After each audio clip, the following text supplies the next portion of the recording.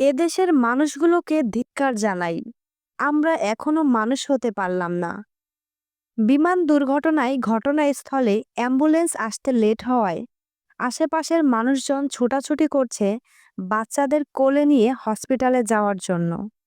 Metro station থেকে সবথেকে কাছের হাসপাতাল মনসুর আলী মেডিকেল কলেজের রেগুলার ভাড়া 30 থেকে 40 টাকা, কিন্তু রিকশাওয়ালারা চাচ্ছিল 100 থেকে 200 টাকা ভাড়া। মাইল স্টেশন থেকে কাছাকাছি মডেল হাসপাতালের রেগুলার ভাড়া 200 থেকে 250 টাকা, অথচ সিএনজিওয়ালা চাচ্ছে 1000 থেকে 1200 টাকা ভাড়া।